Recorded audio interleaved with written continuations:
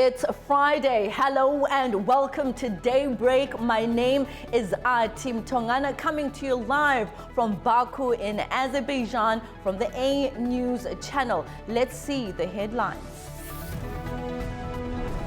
Hundreds are dead and nearly 1,000 remain missing after devastating floods across Nepal and Tibet. Iran says it is preparing conditions to reopen the Strait of Hormuz as regional mediators push to revive stalled diplomacy. And 2 people have been killed in a violent incident at a private school near Berlin, with a suspect now in custody.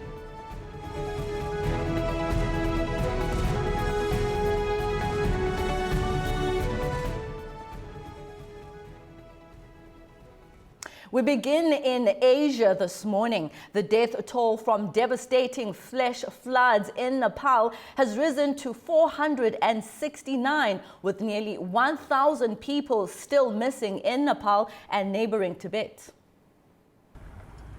Rescue teams are using heavy machinery, helicopters and search dogs to recover bodies and look for survivors after a massive surge of water, ice, mud and debris swept through Himalayan river valleys. Authorities are now warning of a possible second disaster, as debris blocking the Botakoshi River has created a lake that is continuing to rise.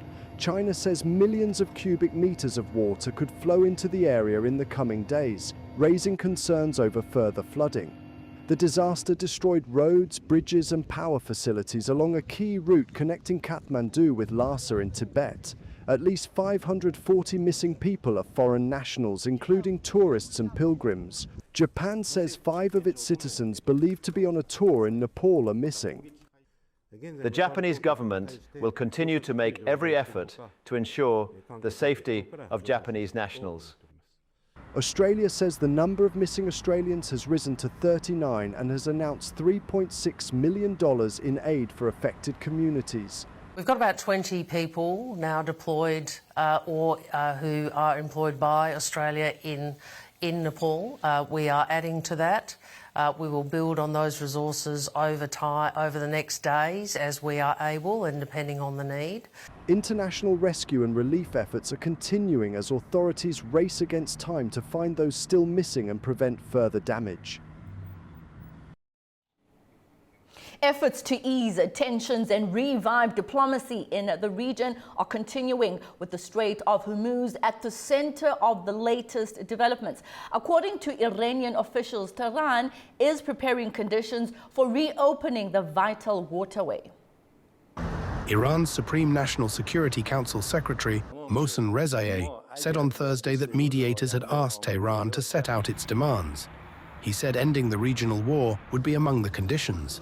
Rezaiei also said Iran had reached an understanding with Oman on a shipping corridor through the strait, with part of the route in Omani waters and part in Iranian waters, but the 2 sides are still working out the details. He said ships could use a designated central channel if the United States met Iran's conditions. The guards also said the waterway would not reopen unless Washington lifted what Tehran calls a blockade of Iranian ports, paid compensation and removed sanctions. On Thursday, Qatar's Prime Minister traveled to Tehran in another attempt to revive stalled diplomacy. Sheikh Mohammed bin Abdul Rahman Al Thani urged Iranian officials to return to negotiations and stressed the importance of freedom of navigation through the Strait of Hormuz under international law. But US President Donald Trump said on Thursday that Washington was not currently talking to Tehran. The White House has said its economic pressure campaign will continue until Iran agrees to negotiate meaningfully. Major combat operations have been paused for weeks, but there has been little progress on a peace deal or reopening the key oil route. Meanwhile, Iran wants to return to a June memorandum, allowing 60 days for negotiations, but Trump later declared it over. US commanders say American forces have cleared mines laid by Iran's Revolutionary Guards months ago.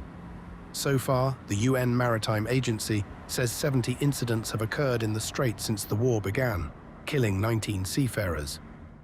6 months into the Iran war, the impact is felt across different industries.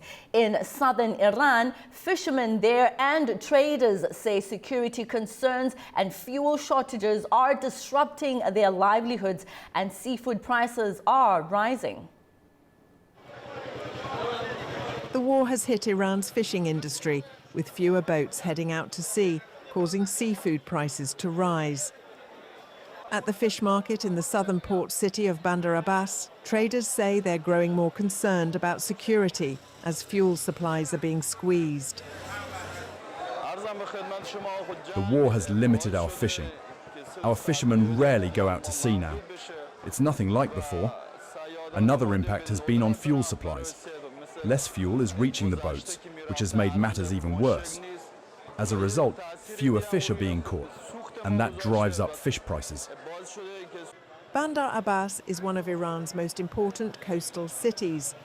It sits on the Strait of Hormuz, a vital shipping route for global energy supplies, but shipping has been severely disrupted since the end of February. The disruption comes as the war enters its 6th month, with no clear path to ending the conflict. President Donald Trump had previously predicted the war would be over in 4 weeks. Now, in apparent recognition that further military strikes won't force concessions from Iran, the United States is reverting to a campaign of economic pressure in hopes of further weakening Iran's government. Secretary of State Marco Rubio has told allies the US is unlikely to launch new attacks for the time being. But what happens next is unclear. For fishermen and fish traders in Bandar Abbas, the impact is already clear. Now, Ukrainian President Volodymyr Zelensky met with Moldovan President Sandu on Thursday. Moldova was marking its Independence Day, days after Ukraine did the same. Sandu said Russian drones violated Moldovan airspace 5 times overnight during a major attack on Ukraine. One drone was later found on Moldovan territory. The two leaders discussed closer cooperation on security, energy, and infrastructure. Zelensky voiced support for Moldova's EU membership bid, saying he hopes the two countries would eventually join the bloc together. And we support your way to EU, and I'm sure that it will be one day. I wish you not to wait too much, as I hope that we will be in the EU together. Now, as Russia and Ukraine trade fresh strikes, another front of the war is hitting Russia's economy, the online retail sector. Ukraine has increasingly targeted major marketplaces, wild berries and ozone, prompting warnings from Moscow about what could happen next. So, why are Russia's biggest online retailers now being caught in the crossfire? Let's have a look at this explainer.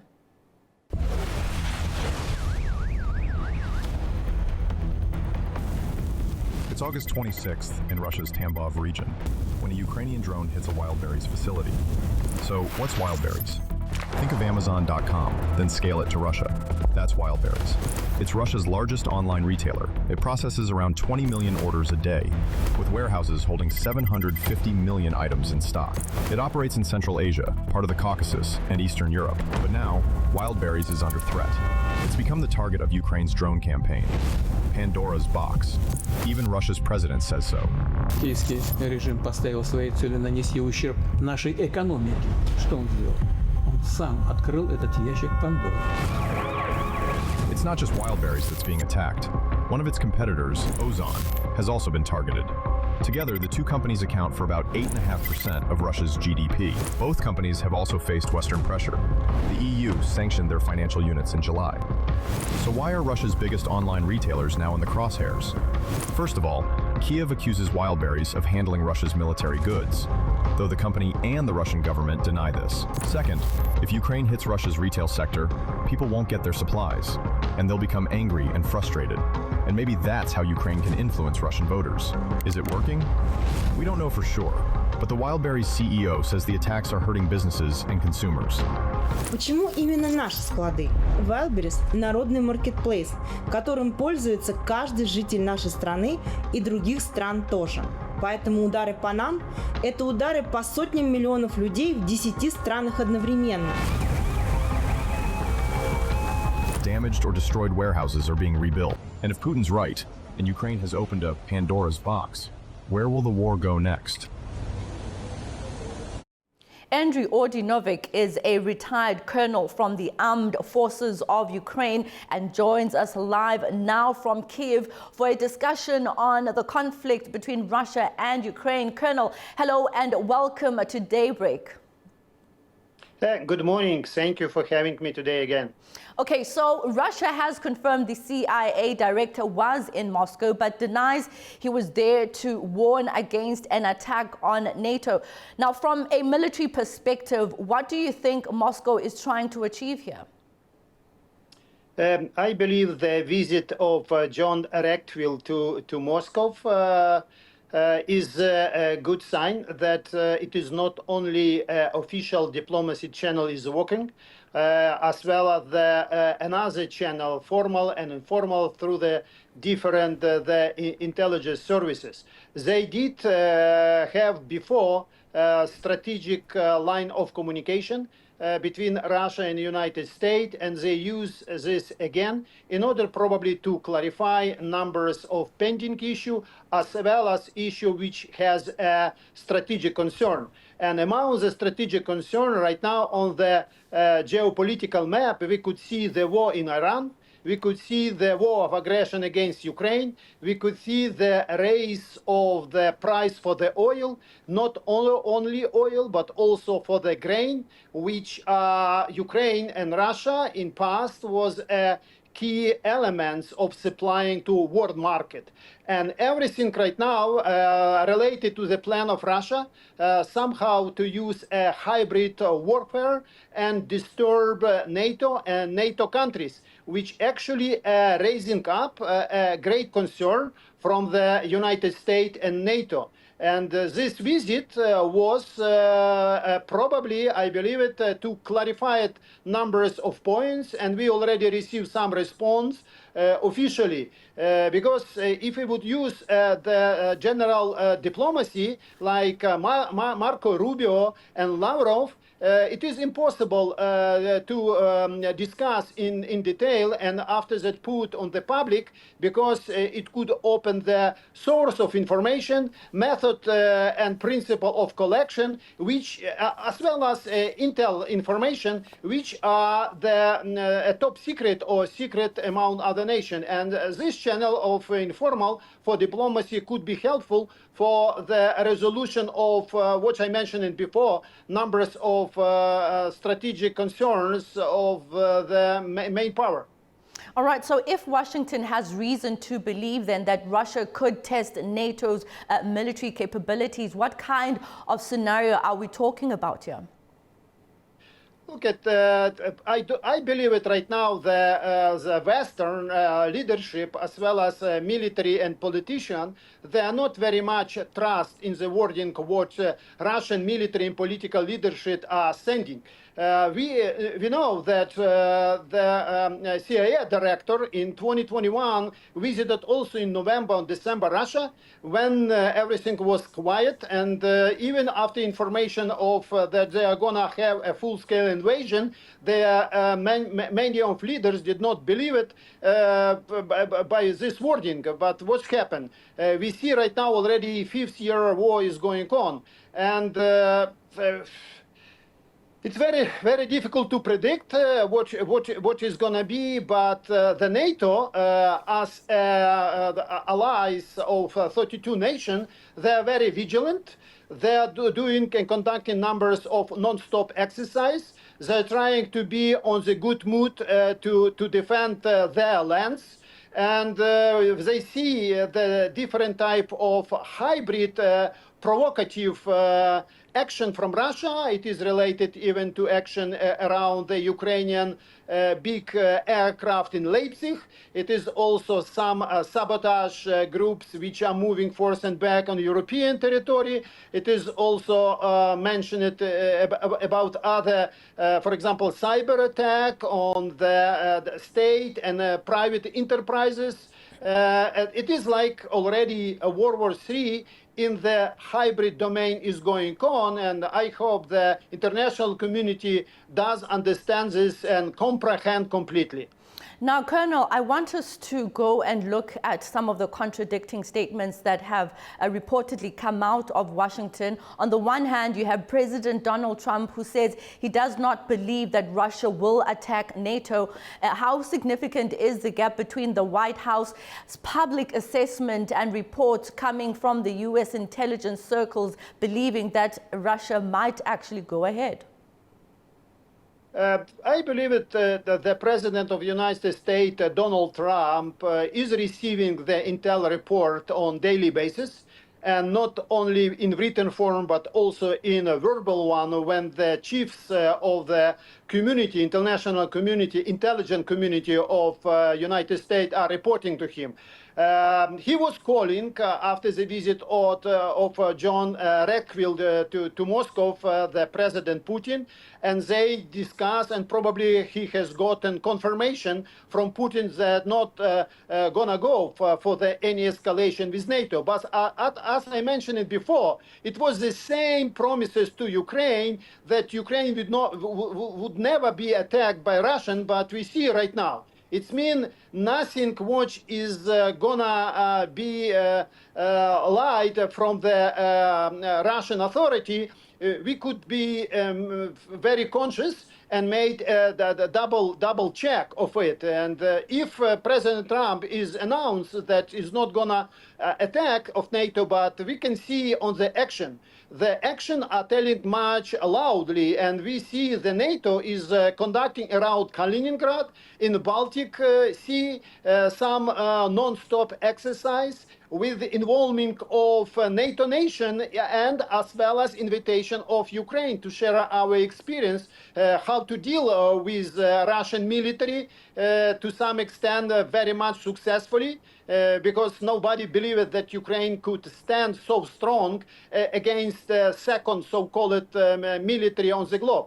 But again, I would like to underline that wording what is going from Russian military leadership should be a great concern, should be double-checked, and using different international and national intelligence service to get confirmation what they're gonna do. But I believe that the NATO nations on the eastern flank, they are improving their strengths. The US adding additional assets to European Union, to Europe, I mean European continent. It means they do preparation without a loud announcement that they are going to do. So in essence, you are basically saying that any promises coming from Russia that it won't attack NATO should not be believed.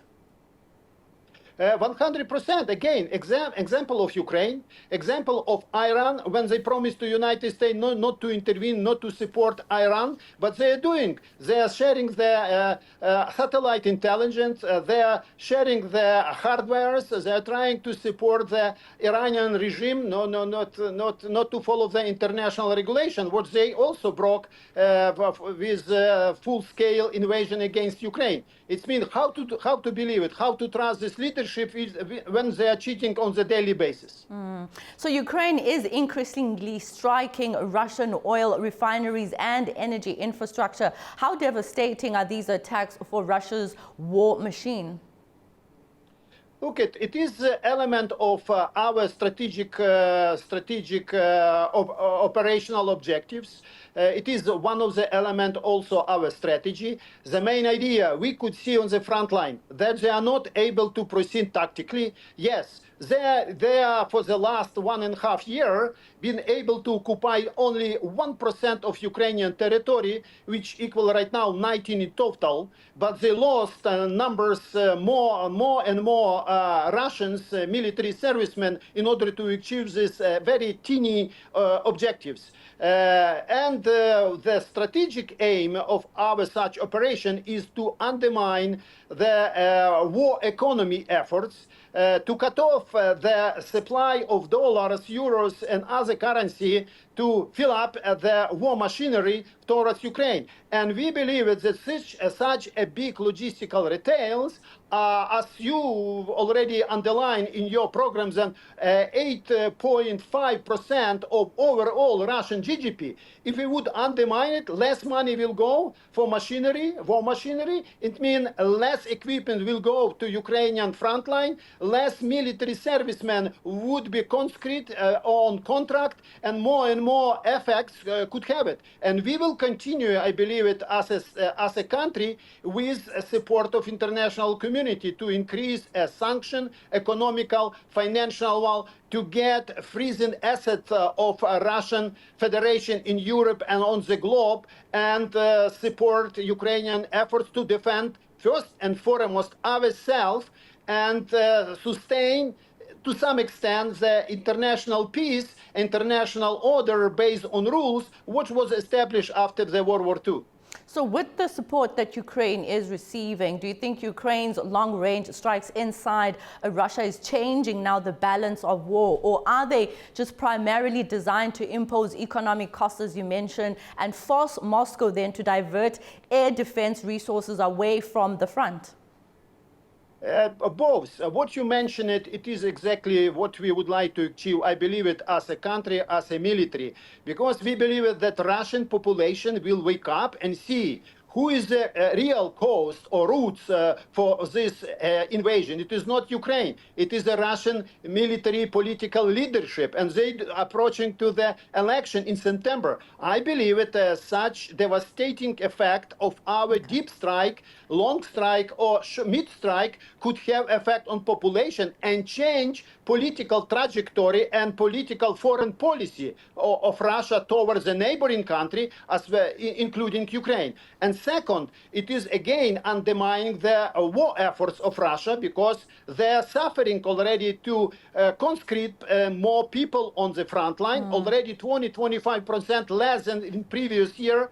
They are gaining less and less territory. We are doing, and 81% of retail, what they lost from our deep strike, it also affect Russian economy. But not only retails, we also focusing on military enterprises which are produce missiles, which are produce different other hardwares which feed Russian war effort in the front line on Ukrainian war aggression against Ukraine. Briefly, Colonel, before I let you go, you served in the Ukraine armed forces. What do you think is next in this conflict? I believe it.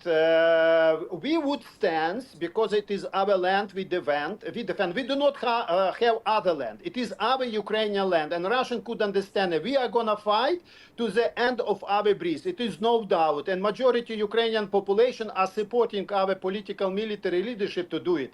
What is going to be next? I believe it that if we will continue our strategy, sooner or later, I could not expect or assume in how many months or years the Russian political leadership have to change their mindsets, have to change their calculation.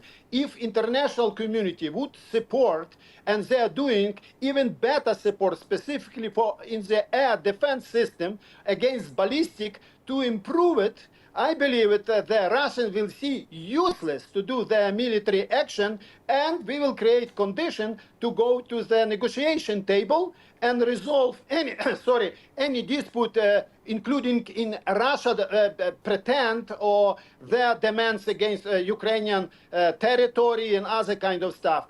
Because we, as a majority, don't like, and majority international community don't like to have more devastating the war on the European continent and beyond. All right, Colonel Ordy Novik, a retired colonel from the Ukrainian Armed Forces. We really do appreciate your insights on Daybreak right here on A News. All right, now for a quick break. When we return, I'll discuss the rest of this morning's global stories. Stay with us.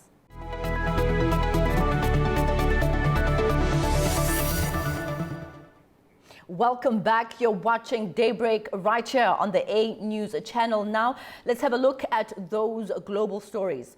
Now, a violent incident at a private school near Berlin has left 2 people dead, according to German media. The victims, a woman and a man, were killed at a school campus in the town of Große-Neusiedl. A suspect has been taken into custody. Local reports say the alleged attacker is believed to be 19 years old and was the former boyfriend of a student who was killed. Police said the crime scene has been secured and there is no longer immediate threat to the public. Authorities have launched an investigation while further details about the victims and the suspect remain limited. German Chancellor Friedrich Merz has called on the EU to keep its future budget affordable. Speaking alongside leaders of Austria, Denmark and Finland in Berlin, Merz said current proposals could increase EU spending by up to 60%. He said the plans should be reduced by several hundred billion euros.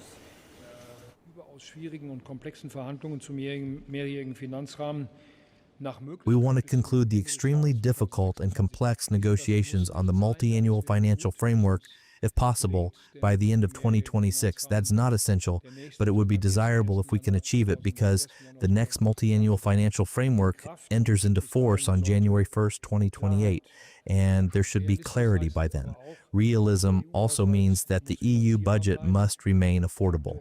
The current proposals envisage an increase of up to 60%. In Zeiten der Haushaltskonsolidierung in allen Mitgliedstaaten. Meanwhile, Icelanders will decide this weekend whether to reopen negotiations on membership on the EU. A new poll puts support for joining the bloc narrowly ahead in the polls, but the debate goes far beyond Europe, with fishing rights, national independence and security all playing a role. Support for restarting Iceland's EU membership negotiations has slipped further, with a new poll putting the two sides just 2.6 percentage points apart.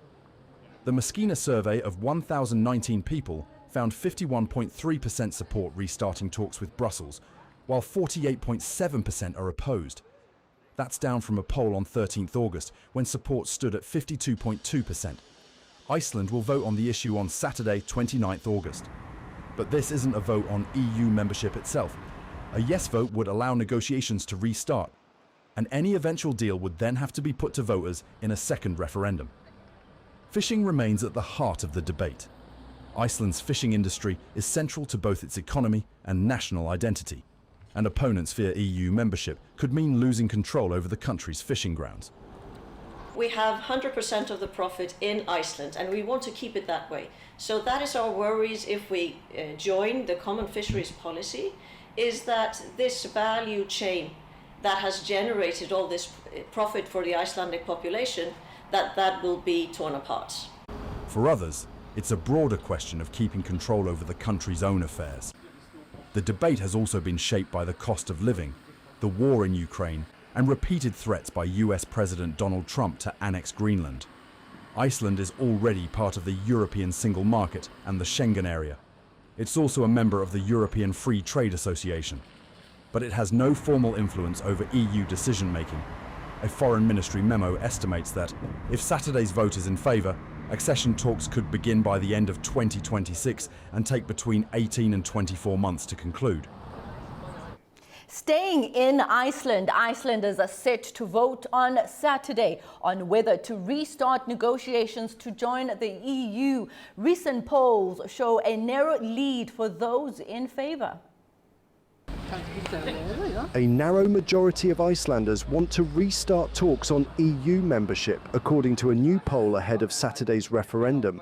The survey shows 51.3% back reopening negotiations with Brussels, while 48.7% oppose it. I think it's important we know what's at stake if we decide to go on this path. So I guess it's a good kind of good start to only ask if we should start negotiations with the EU. But yeah, for me, I think it's most important whether we have something to say about our resources and how much power we are letting go to the EU. And yeah, I think it's important that we are aware of what we are letting go and what we are receiving. If Iceland votes yes to resume talks, and if the EU later approves membership, the country would hold a second countrywide referendum. I think it's very important because we are thinking about, or I am at least thinking about the future, my kids, my children and my grandchildren. I want them to have the possibilities to have lower taxes, easier valuta, like the euro instead of kronas. And I think it's more steady for us. We are a very small nation, and most of the companies, the big companies, they use euros. So why not the public? Iceland suspended its EU accession talks in 2013, but interest in membership has grown amid the rising cost of living, the war in Ukraine and US President Donald Trump's repeated threats to annex Greenland. Now, South Korea, Japan and the United States will hold joint military drills next month to strengthen readiness against North Korea's missile and nuclear threats. The annual Freedom Edge exercise will take place from September 9 to 11 in international waters near the Korean Peninsula. Seoul says the drills are defensive in nature. The exercises come after US President Donald Trump scaled back some joint military activities with South Korea and cancelled a planned Marine Corps drill. Trump has also been seeking renewed engagement with North Korean leaders Kim Jong-un following their meeting in 2018 and 2019. At least 12 people have been killed in wildfires in Algeria. The country is grappling with the aftermath as communities assess the damage left behind. Here's a look at the story.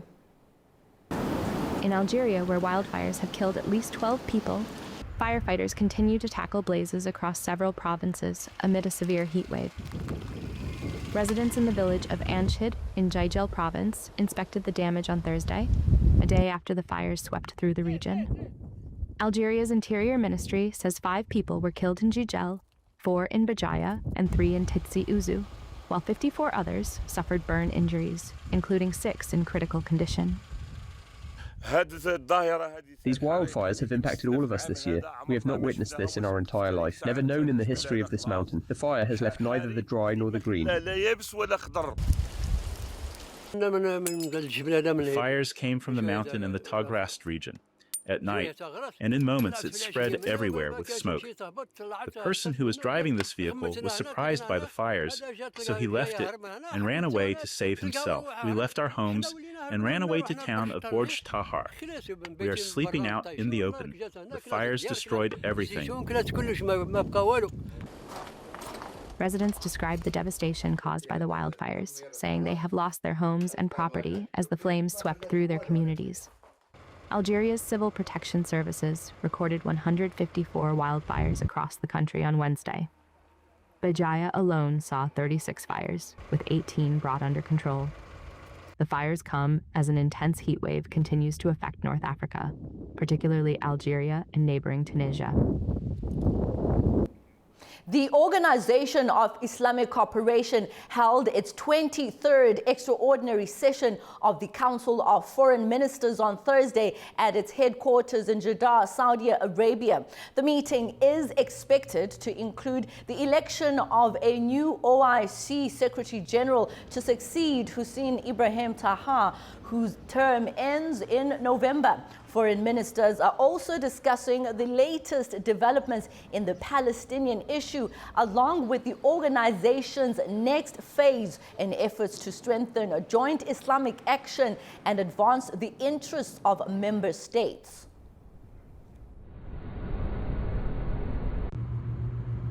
Now to another quick break. When we return, I'll discuss our regional stories. Stay tuned.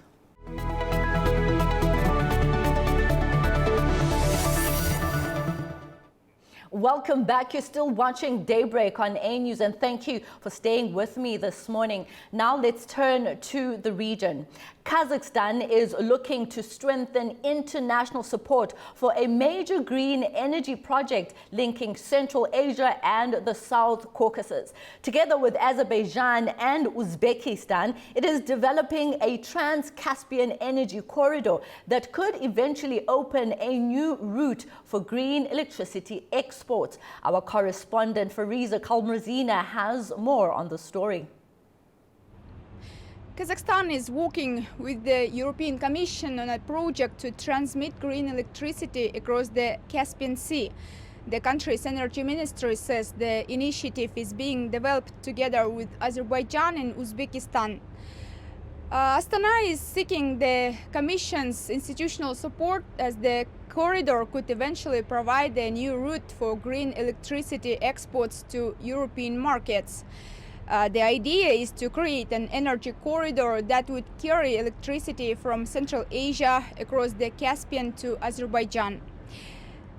In the longer term, it could connect the energy systems of Central Asia and the South Caucasus, opening opportunities to export green electricity to Europe and other markets. And this could be a major venture. According to the project's consultant, it could integrate up to 5 gigawatts of renewable energy capacity by 2030. At this stage, it's still in the planning phase. A feasibility study is underway to determine how the corridor would work, its main technical details and its financial model.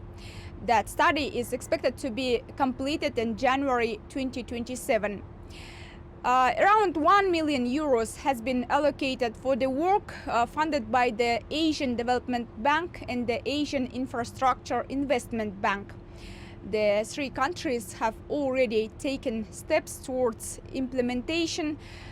In June last year, Kazakhstan's Kigok, Azerbaijan's Azer Energy and the National Electric Grid of Uzbekistan signed an agreement to set up a joint company to move the project forward. Fariza Kalimurzina, Almaty, A News. Uzgur Guven is a sustainability and energy expert. He joins us live now from Ankara in Turkey for a discussion on this regional story. Hello and welcome to the Daybreak program on A News. Hello, good morning.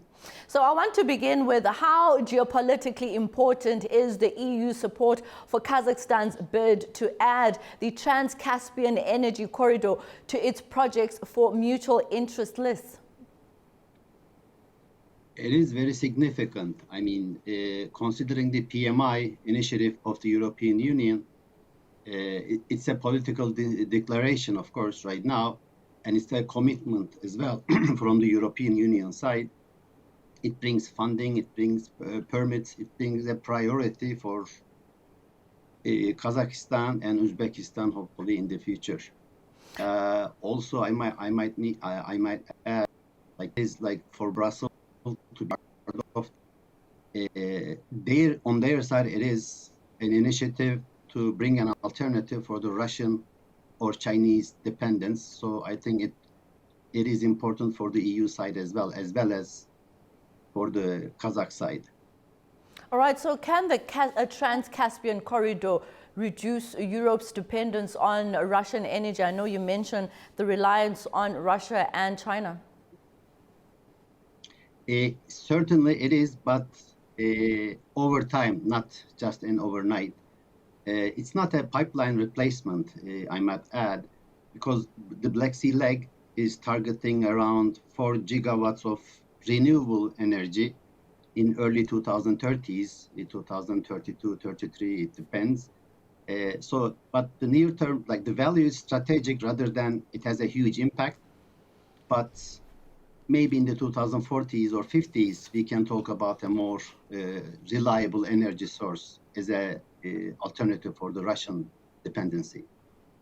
Now, what is the biggest obstacle to connecting Central Asia's renewable electricity to European markets?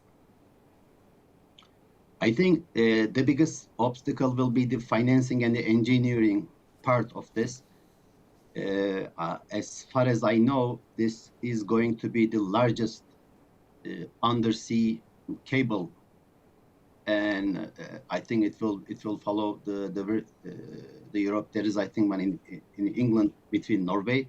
I think this will maybe double the size. So it has a lot of unknown obstacles. It may come up, but also it will have some jurisdiction, aligning the jurisdiction like with the EU rules, because there is a lot to do on that side. EU means a lot of regulations and jurisdictions. So that may be the following obstacle after financing and engineering part. Let's bring in Turkey now. How important is its role in this corridor commercially? Is it viable? Yes, it is definitely viable.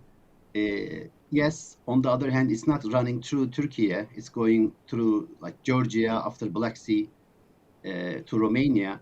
But Turkey is already included in a wider system. Azerbaijan is already building. Strategic intention is between Azerbaijan and Turkey is to make Turkey and Azerbaijan an energy hub for the Central Asia. And so considering in this architecture, Turkey is not going to be, it will definitely, I wish it ran through as a cable, as being a Turkish citizen, through Turkey. But I don't think this, in the wider term, it will definitely have positive effects for Turkey. So who's going to be the major transit hub and then in the Central Asia for this green energy? Is it Azerbaijan, Georgia, as you mentioned, some of the transit countries? Definitely Azerbaijan, because it is going to make Azerbaijan the center of all Central Asian energy. Like already we are talking about middle corridor, and this is definitely going to put Azerbaijan in the middle of all that strategical, geographical points. Azerbaijan will be definitely in the center. All right, so does Kazakhstan have enough renewable energy capacity to justify a major export corridor to Europe? The potential is unquestionable. It is over there, but if you're talking about today, no, definitely not.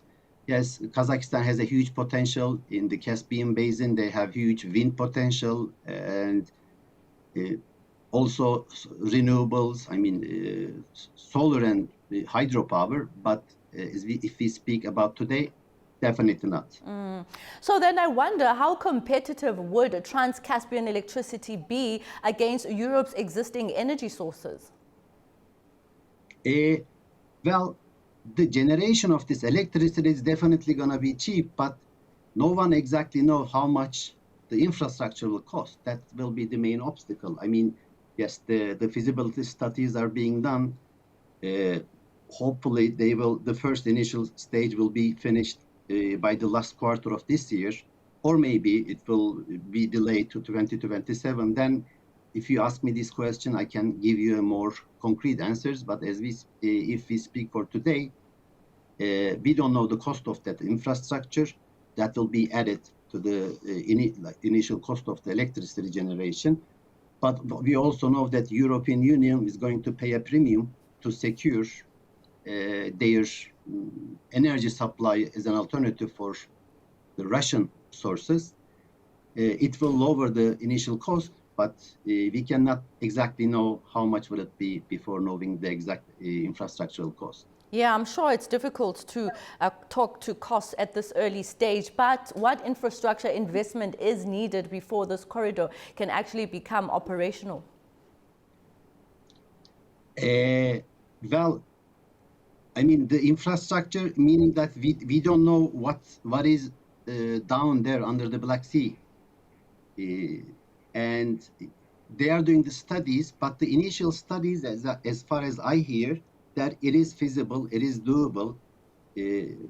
But if you want to know more about it, I seriously am wondering also, because can it be an alternative for a cable running through land? I mean, in terms of through Azerbaijan, Turkey, and through there to Romania, connecting the same, which one would be cheaper? That should be the main question. I know EU has a different agenda. EU wants to diversify the sources. They don't want to put Azerbaijan and Turkey for every resource, but they are more considering to the other side, like Azerbaijan through the Georgia and Black Sea.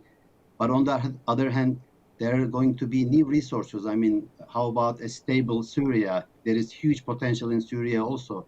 How are we going to add that to this scheme? So those questions remain maybe for another discussion. All right, Mr. Guven will definitely keep track of these developments. A sustainability and energy expert joining us all the way from Ankara in Turkey. Thank you so much for your insights. Thank you. Thank you. All right, Tashkent is preparing for a major expansion of its logistics infrastructure with a new terminal planned with partnership with the international logistics company DP World. Our correspondent Sybil Rajapova reports from Tashkent. United Arab Emirates-based logistics company DP World is set to begin construction of a $288 million logistics terminal in Tashkent. The facility is expected to handle up to 150,000 containers and 120 million tons of cargo, providing additional capacity for the movement and processing of goods. The first ton for the project is expected to be late in October. President Shavkat Mirziyoyev welcomed the plans, saying, "We have been preparing for this for a long time. This project is very important for us. It is necessary." The terminal is being developed as Tashkent expands its logistics and industrial infrastructure. The area around the existing industrial zone already has a project portfolio worth $1.2 billion, with 10 projects planned to launch this year. The project comes as the capital sees strong growth in investment and trade. Tashkent attracted $5.6 billion in investment in the first 8 months of 2026. While the city is targeting $9 billion by the end of this year and exports of $4 billion. Sybil Rajapova reporting from Tashkent, Uzbekistan, A News. On to sporting news this morning. Azerbaijan's Karabakh FC suffered a defeat to Dutch side Twente in the second leg of the UEFA League playoff round and failed to reach the league phase of the tournament. It's hard to describe how this all fell apart for Karabakh in the last few minutes. Firstly, 4-1 to the opponents was the final score on the scoreboard, meaning Karabakh have missed out on a place in Europe for this season. Actually, just a few minutes before the final 90-minute whistle, things were looking fairly comfortable for Karabakh.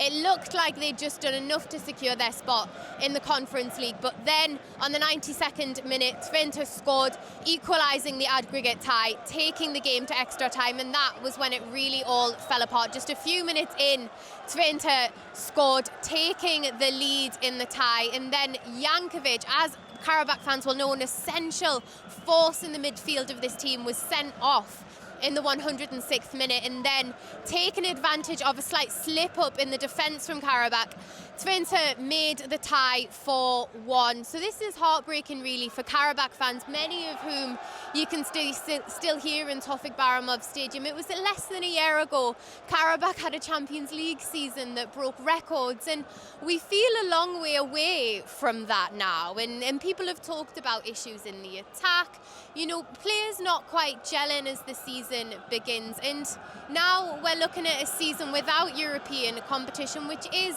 a real shame for Karabakh. So I think this will be a moment of reflection and a moment of focus on that domestic season where they're going to have to put all their energy. My feeling is I want to congratulate FC Twente. They played phenomenal. Every moment they put their heart and soul into it. They won. I think they deserved it. Of course, it was very close. We could have won this as well. Another 2 minutes. But you know what is amazing about football, why I love this sport? You don't have time to think. There's ahead of us a fantastic season. And I, as the president, I'm full of vigor to try my new team. We have a fantastic team now. And I think next season, we'll come back again with all our might, energy. And I look forward to it. Of course, we have to learn now we have the championship. This is our goal to win the championship now. So we keep fight. We have a goal. So we have to keep focus on that. Everybody is in shock because it's really difficult for understand now. But I think everybody learned too much today for can be better in front. I believe we are a strong team, so let's win the league.